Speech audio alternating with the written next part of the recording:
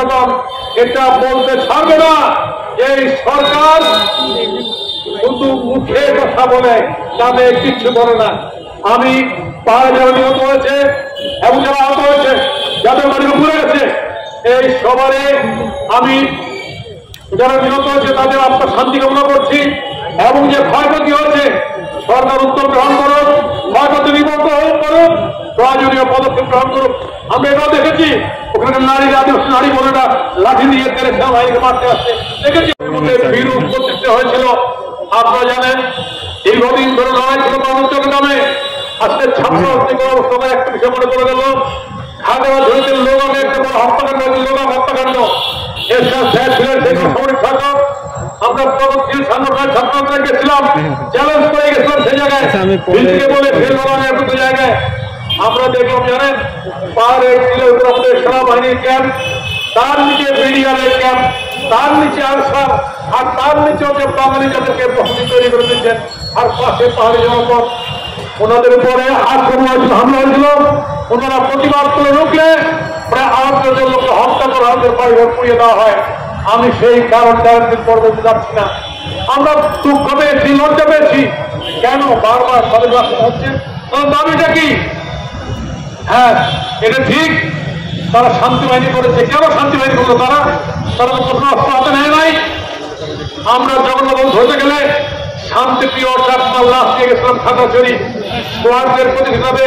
সেই সময় এর সময়ে আমরা যাওয়ার পরে সেই সময় খাগড়াছড়িতে রাতের বেলায় আমাদেরকে ছিলেন হাই সাহেব দায়িত্ব ছিলেন, বললেন নিচের দিকে যায় না, আমি নিরাপত্তা দিতে পারবো না। আমরা সেই সময় গোপনে আমাদের শান্তি নেতা ML মানুষের কথা বলেছিল, আমরা আফতারুজ্জামান সহ গিয়েছিল রাত্রে বেলা। হ্যাঁ, মারাত্মক সিকিউরিটি অস্ত্র ছিল, সেই পাহাড়ে আপনাকে যেতে হয়েছে। সেই অবস্থা থেকে জননেত্রী শেখ হাসিনা পর্যন্ত ফেরাতে বর্তমানে উনি এসে চুক্তি করেছিলেন 97 সালে, যার নাম শান্তি চুক্তি। কিন্তু নামে শান্তি, কামে অশান্তি। আমি পার্লামেন্টে ছিলাম, সেই পার্লামেন্টের কথা সে বারবার তারা তাদের যে ভূমি ব্যবস্থা যে চুক্তি হয়েছে তা বাস্তবায়নের জন্য আমরা তাগিদ দিয়েছি, সরকারকে তাগিদ দিয়েছি। আমরা বিভিন্ন ফোরামে আজকে সারা আসার সময় আমরা কথা বলেছি বিভিন্ন ফোরামে যে তাড়াতাড়ি শান্তি চুক্তি বাস্তব করা হোক। কিন্তু দুঃখের বিষয় সেই চুক্তি বাস্তব করা হয় নাই, বরঞ্চ তাদের যে দাবি, তাদের দাবি কপিটা করে সেইখানটায় উন্নয়নের নামে একের এক করে এক বিভিন্ন কর্মকাণ্ড হচ্ছে। আজকে এই রিপোর্টের সময়ে আমি 15 বছরখানেক আগে ওই জামাতের সমাবেশে সমাবেশে গিয়েছিলাম রাঙ্গামাটিতে। বিশ্বাস করবেন একটা সাংবাদিক একটা সাংবাদিক প্রতিষ্ঠা হয়নি সেই জায়গায়। কেন? তারা স্লোগান লিখে দিল শান্তি বাহিনীর হাতিয়ার করতে ঢোকার একবার। সেই সমস্ত চিকিৎসা হয়েছে তারা বলল প্রত্যেকে স্লোগান আপনারাও তো দেন 50 বছর পরে মুক্তিযুদ্ধের হাতিয়ার করতে করতে আরেকবার আমরা দিয়েছিলাম। ভুল যদি হয়ে থাকে তাহলে সেটাই বুঝাই তো সমস্ত কিছু বুঝিয়ে দিল। পরের দিন পেপার পত্রিকার খবর নাই। আজকে আমি লক্ষ্য করছি পাহাড়ি জনগোষ্ঠীকে ভিন্ন দেশের নাগরিক হিসেবে চিহ্নিত করে আজকে আমাদের পক্ষ থেকে আমরা হুঙ্কার দিচ্ছি। আমি কালকেই মারাত্মক অভিযোগ ফলবল্লা মিউজিক দেখলাম আমাদের জেনারেল সাহেব ওখানে বক্তব্য দিচ্ছেন, দেখবেন আছে আসেন যুদ্ধ করবেন 10 মিনিট আপনাদের শেষ করে দেবো আমরা, আমাদের কার্যরত হবে কি আপনাদের কাছে। মাননীয় জেনারেল সাহেব আপনার যুদ্ধ করবেন ঠিক আছে, বাংলা সেনাবাহিনী যুদ্ধ করার সিদ্ধান্তটা আপনার না। আপনি কেমনই বক্তব্য করছেন, কেমনই ছিল বক্তৃতা।